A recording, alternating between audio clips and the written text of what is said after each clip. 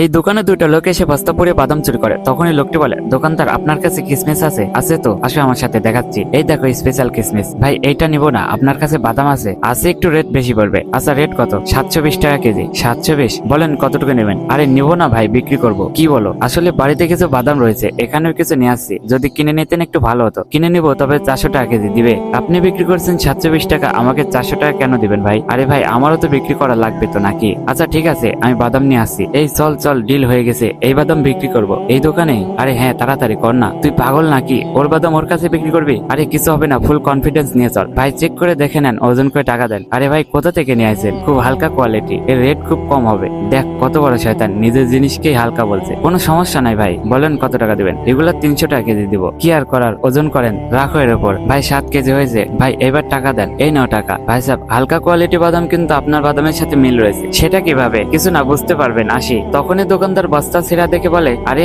এই বস্তা কিভাবে ফেটে গেল? এইবার বুঝলাম, আমার বাদাম চুরি করে আমার কাছে বিক্রি করলো, হারামখোর।